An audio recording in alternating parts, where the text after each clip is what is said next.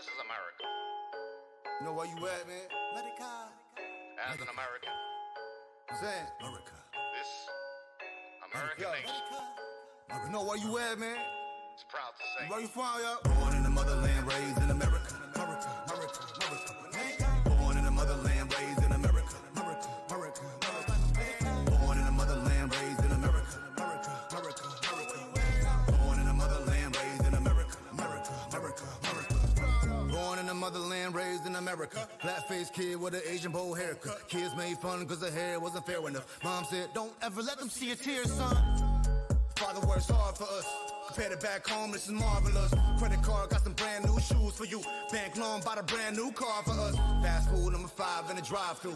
Oh, large fries on the side too. Hot mustard sauce on the side. Aircon blast if we wait in the line. Welcome to America, land of the free. We don't give a damn about your family tree. Get to work, get your hands dirty, then repeat.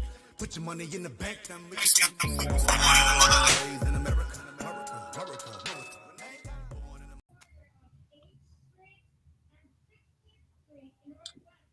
Good afternoon. My name is Eric Hong. I'm one of the programmers for the Philadelphia Asian American Film Festival. I'm joined by Irene Chan, and our guest today is Renee Tajima Pena, who is one of the great documentarians of Asian American cinema. And we're very, very happy that you're able to join us. Would you like to introduce yourself first? Sure, thank you. This is what a great time to be in Philadelphia today, even though I'm not in Philadelphia. But congratulations, everybody. God, when Selena asked me to do this, I said, if you can flip Pennsylvania for Biden, I'll be there. So I'm here. You have magic powers. My magic power, the festival's magic powers. I'm a filmmaker. One of the filmmakers of Who Killed Vincent Chin. I've just finished, I was the series producer on Asian Americans, which aired on PBS this past May. And I've made for the past almost 40 years, lots of films in between. But thanks for having me here. Yeah, thank you. Before we talk about Who Killed Vincent Chin, we know that for the past 5 months, you're dealing with a very difficult situation with your son. Would you like to talk a little bit about that? Oh, he's always difficult. No, it's not. I mean, it's not a difficulty with my son. My son has been deeply involved with direct action groups, with organizing around the movement for Black lives and Asian Black solidarity and, anti-racism. He was not very political beforehand, even though from the age of, he must have been 2 years old when we took him to his first massive immigration march in Los Angeles. But he really wasn't that interested, but like a lot of people around the country, he was galvanized after the death of George Floyd, and before that it was Breonna Taylor and Ahmaud Arbery, and things just kept on piling up. And so he, started protesting. And, they did a number of different actions, over the past 5 months. And one of them they're part of the groups here in Los Angeles is they're also taking the protests to affluent communities, as they should. And they were in Beverly Hills, and a couple of dozen were arrested. They were peacefully protesting. I mean, literally, when they were arrested, they were having this protest where, they combined cultures. So they were listening to Marvin Gaye, and, they were taken in, and they're still being charged. I think they're in Southern California, maybe. They are the only protesters who are still being charged with these nonviolent curfew violations. And it's outrageous. I mean, what's been happening with protesters here in LA, it's all over LA, has just been outrageous. Mm-hmm. But I'm glad that young people are, there's hope there because they're fighting. Like the young people like Helen Zia in the 1980s, she was a young activist, a young reporter, and she was galvanized by the Vincent Chin case and really made history. That's what they're doing. Great. So how do you think we might support you and your son right now? Oh, well, I should I should chat in the. It'll take me a while to find it though. There's a petition, and what's really great is the National Lawyers Guild. I'll say to support all the protesters, the National Lawyers Guild as well as the ACLU have been just indispensable. I mean, the NLG, National Lawyers Guild, is, they have legal observers out at every protest. The other night, 5 of them were out at a protest, just observing, taking notes, and they were arrested by the LAPD. But they're volunteer, and they represent all these protesters. So they're trying to get the charges dropped. And I asked, as I was kind of piping in as a mom, I said, ask his lawyer, well, should he be really careful right now since he's still being charged, even though it's a misdemeanor charge? And she said, no, he should not stop exercising his constitutional rights and his First Amendment rights to protest. And we'll try to get it dropped. So support the NLG. Okay, great. So Irene, please. I was wondering if you could talk more about the direct connections between Helen Zia and the film Who Killed Vincent Chin, fitting into building these strong connections between Asian Americans struggling against state-sanctioned violence and Black Lives Matter. Like, I was really struck by in rewatching Who Killed Vincent Chin how intertwined this Asian American struggle and story is with similar concerns today with police brutality. Yeah, I mean, I think Who Killed Vincent Chin the Vincent Chin case really represents systemic racism. And systemic racism, sometimes expressed violently, sometimes expressed by, your neighbor, like Ron Ebens. He wasn't, his technical neighbor, but they lived like in this outlying areas of Detroit. They lived, around Detroit, sort of like the perimeter. Sometimes it's from the police. So, I think that's what the Vincent Chin case was really representing. But it's in terms of the activism, I know that for Helen, she has always been, and a lot of the original activists, all around the country, Stuart Quo, there are just people in New York, San Francisco, wherever, in Boston, Philadelphia, organizing around the case. They've have very deep ties, going back to when everybody was in college. These with Third World, we used to call it like Third World solidarity. Deep ties with BIPOC, Black, Indigenous, Brown, as well as other Asian ethnicities, and so that is what we're really seeing, amplified today with the police violence against African American, Black and Brown people. A place like LA, I went with my family to a vigil for the people who had been killed by police during the reign of Jackie Lacey, the DA who was just voted out of office. And there were, I think, 682 people, just during the time she's been in office. They kept on having to, they made tombstones with the names and pictures of everybody. They kept on having to increase it because people, get killed, it seems like, weekly here. But and it was so striking they were Asian Americans, but what was so striking is the number also of Latinos in this area who've been killed by police violence.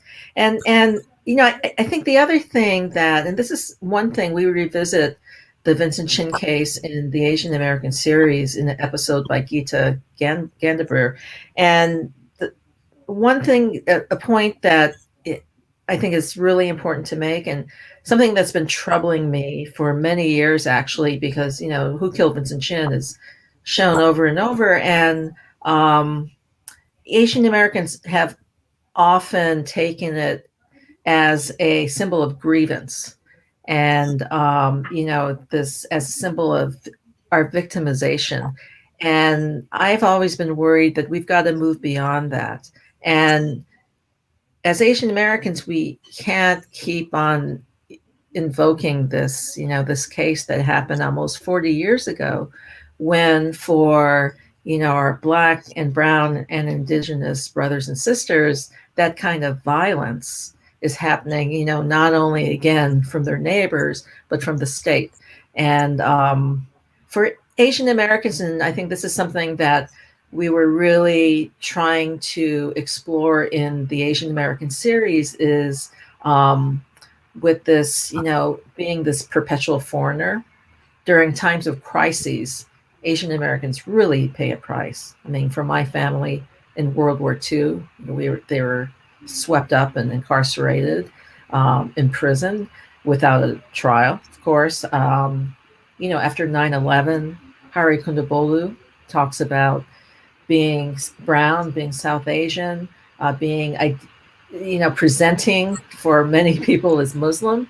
And he said, look, I was, as afraid after 9/11 of terrorists as anybody else was. But on the other hand, I realized my own country hated me. So there, in a moment of crises, South Asian Americans really paid a price. And of course, these past, 8 months that we've all just lived through during the coronavirus pandemic, it's become this pandemic of hate against Asian Americans. But for Black, Brown, and Indigenous people, that kind of violence seems to be just, ongoing.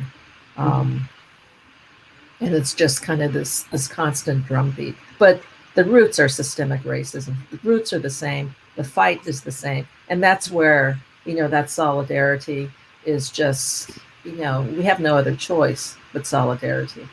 Mm-hmm. Thank you. I was really struck by the way that that Who Killed Vincent Chin, the way it was situated in the PBS documentary, Asian Americans, was not as a seat of a argument for grievance, but as the locus of a discussion about third world solidarity and solidarity between different marginalized groups. So thank you. Eric? Okay. Sure. I know you made the documentary 30-some years ago, but if we can talk a little bit about the documentary, when did you know that this was an important enough story to do this documentary? Well, I remember sitting in the office at Third World Newsreel, and that's where we all were working. And I opened this letter from, snail mail. That's the only way we communicated, phone or snail mail, from Jack Chen. And Jack Chen now is in, New York. He's a professor at NYU in Asian American Studies, one of the founders of what's now the Museum of Chinese Americans there. And Jack was sending around this mimeographed, which is copy, Xerox, basically, of this news clipping from Detroit about this young Chinese American named Vincent Chin, who had been beaten to death with a baseball bat, and his killers were just sentenced to probation and a fine for his murder. And people in Detroit were organizing, and they wanted other Asian Americans around the country to know. And I just remember reading it, and I knew at that time that this issue of anti-Asian violence was starting to tick up. In the 80s it was a bad decade for Asian Americans in terms of hate crimes.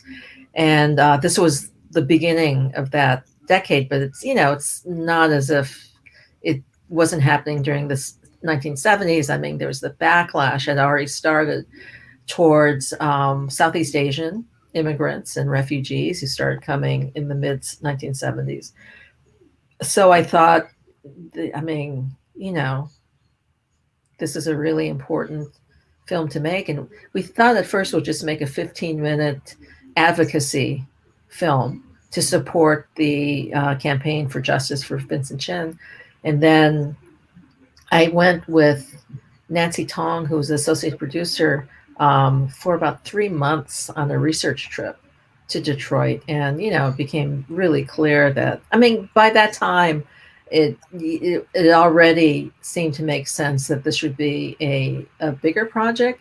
But, really being there and talking to people, I realized, well, this has got to be a feature-length story, because there's just so many different layers. Where I first thought, oh, this guy was, just beaten to death.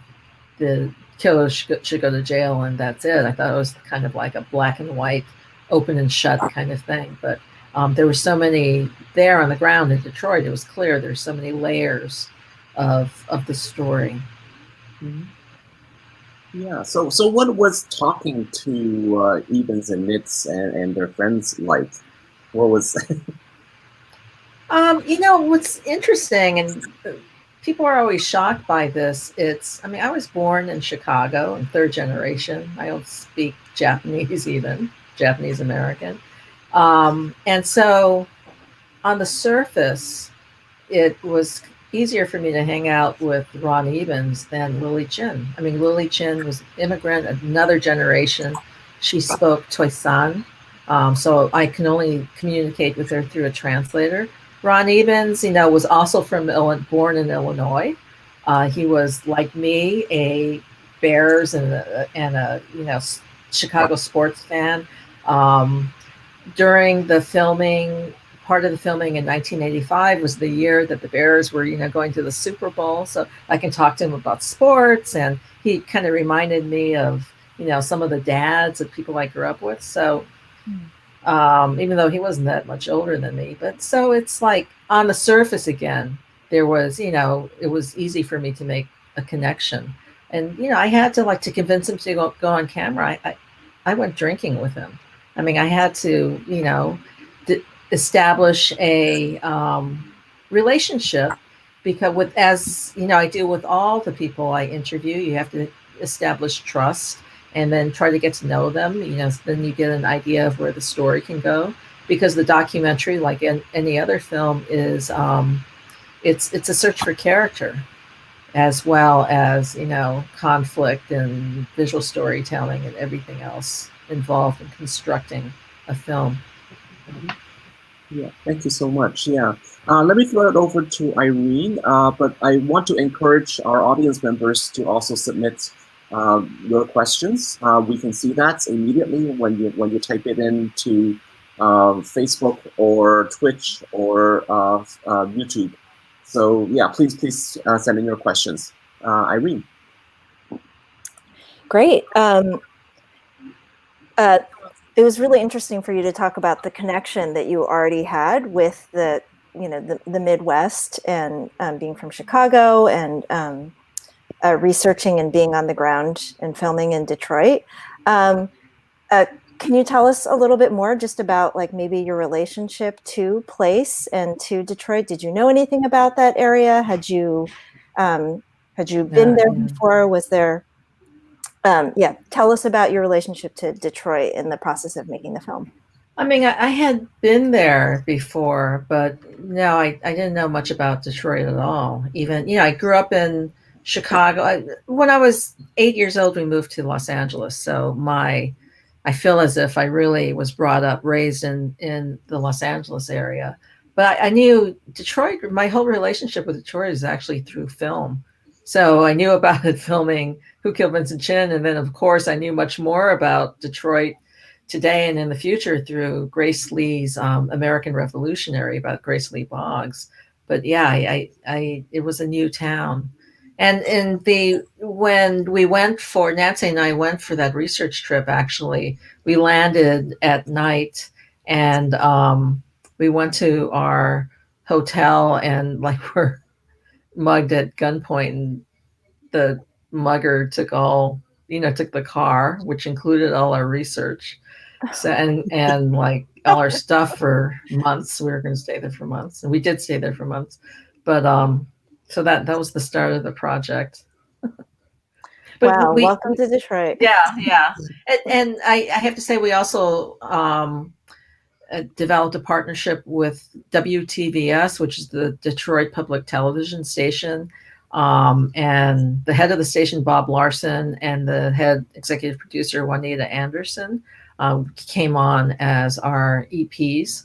And yeah, they're fabulous. I mean, they're really, so through WTVS, I mean, it became sort of like, our town to cover. I mean, we had access to, some of their production team, but just, they just knew the town. I mean, Juanita had, she was born and raised in Detroit, and she knew everything about the politics and the people of Detroit. Bob actually, was not from Detroit, but I found out when I was doing Asian Americans, we were looking for footage, and there was this film about, there was a refugee center for Vietnamese refugees in Pennsylvania, Indiantown Gap.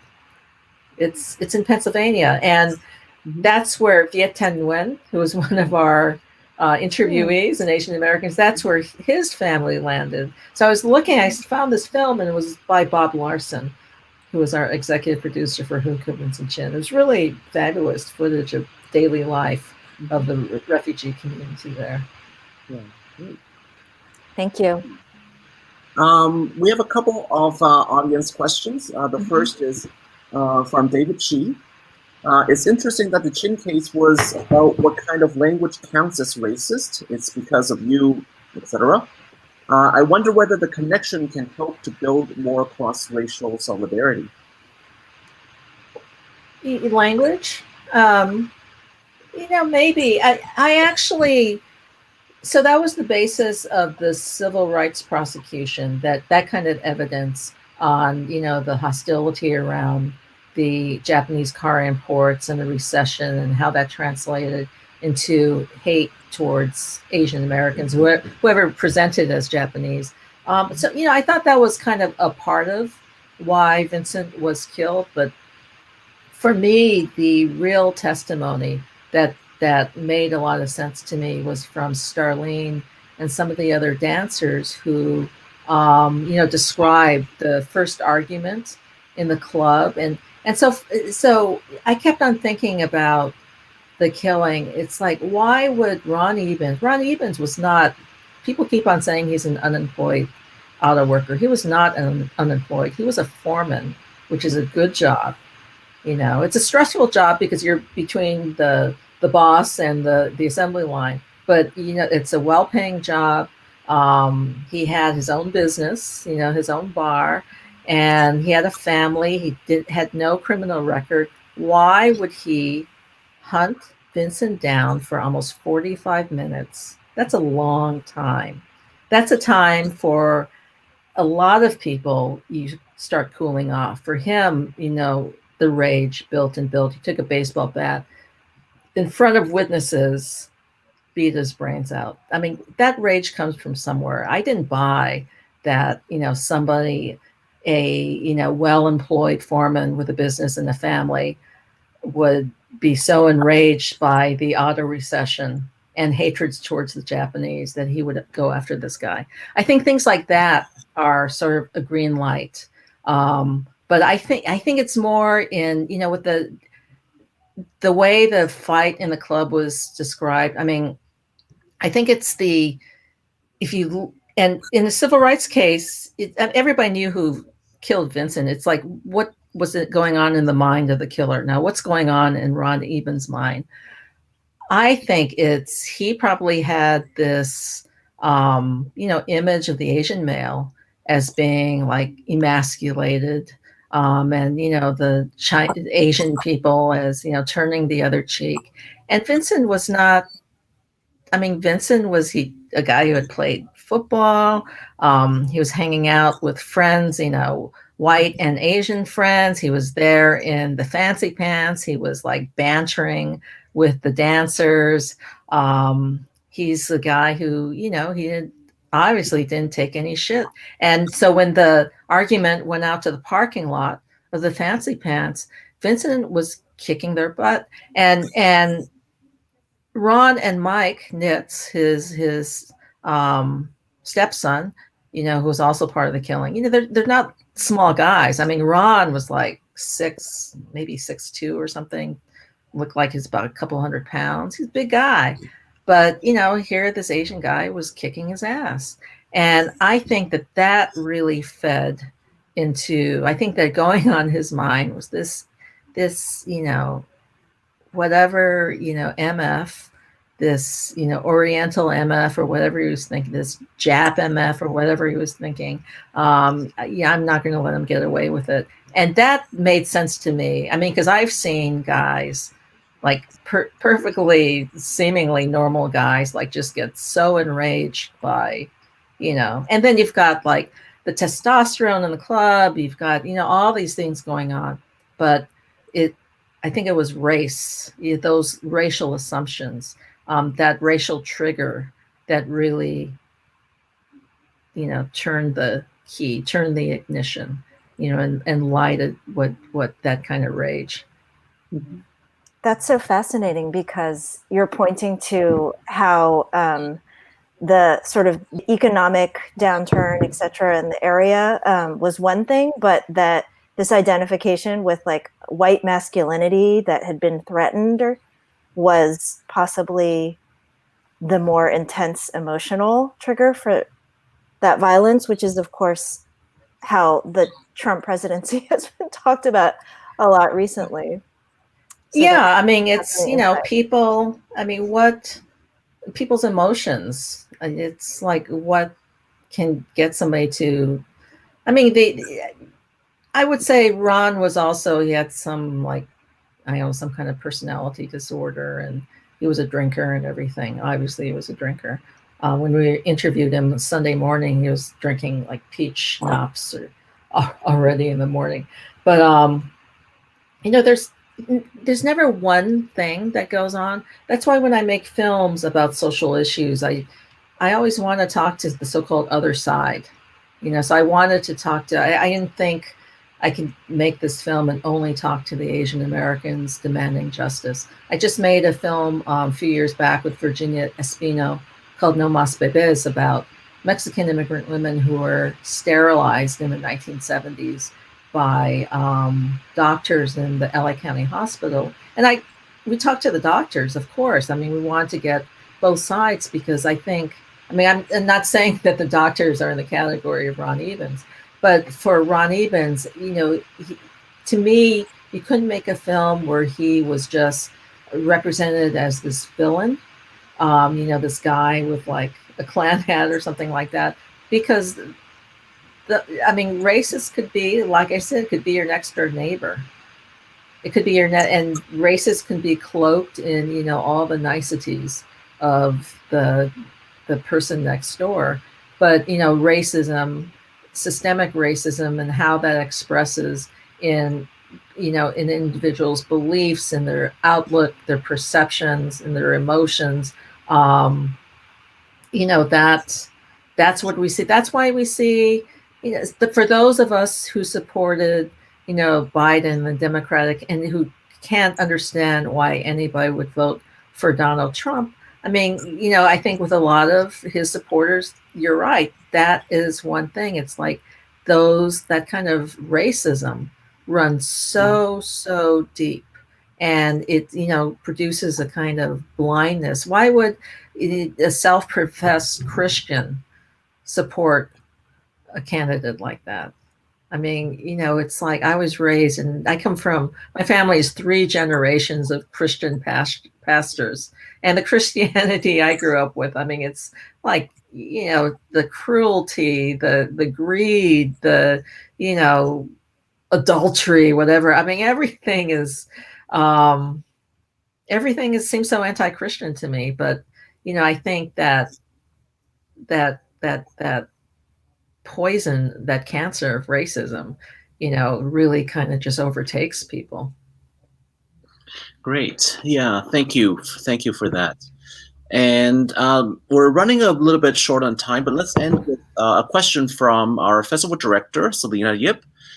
She writes, since making Who Killed Vincent Chin, has anything changed for you personally as a filmmaker and activist? And what has changed in the world and in the Asian American community? I know it's a big question, but feel free to attack it any way you want. So we started working on Who Killed Vincent Chin in 1983. I was just out of college, actually.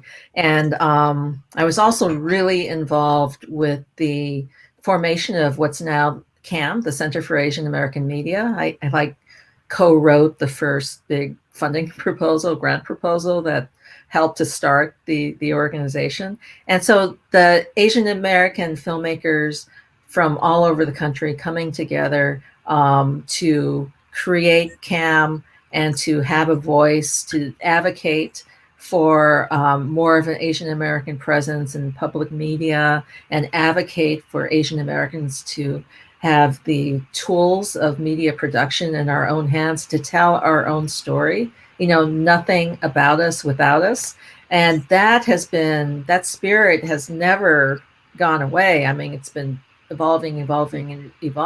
And in the past few years, it's just like really blossomed again with these new generations of Asian American filmmakers. And 4 years ago, two filmmakers that a lot of you should know, Grace Lee and Leo Chang, said, let's start another, an Asian American documentary organization. And so ADOC, Asian American Documentary Network, was born. And it's, it's kind of like, I would say 3 generations of Asian American documentary filmmakers. Within just a couple of years, it has grown to 700, maybe 800 members. And so that understanding that we have to advocate, we have to build, as PJ Raval calls, it's collective power. That collective power. And that's why there was a Justice for Vincent Chin campaign.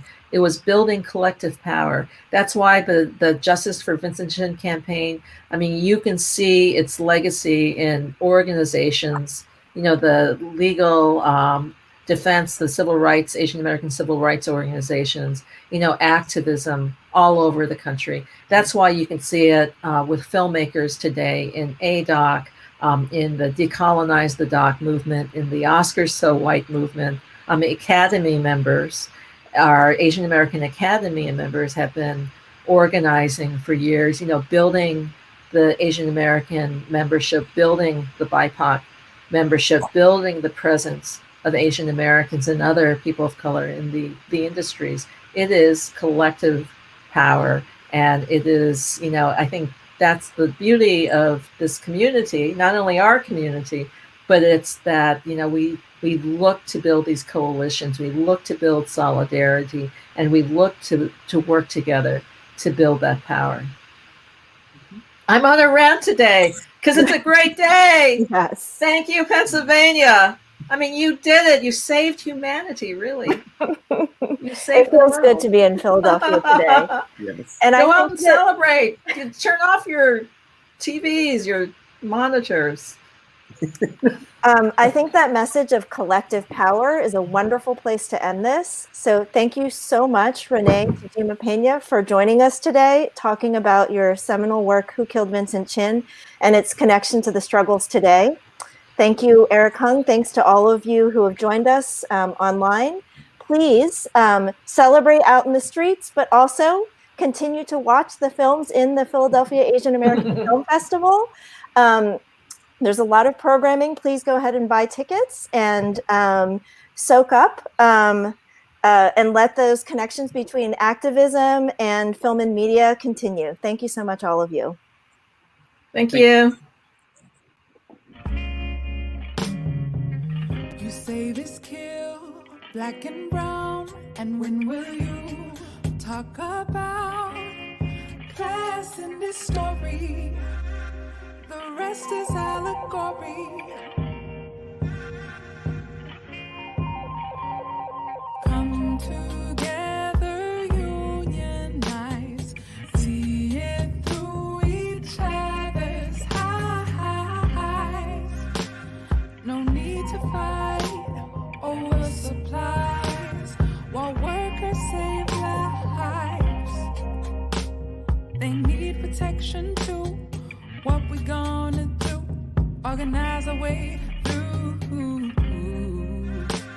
And for those behind bars, we must fight hard. Global and epidemic, systemic.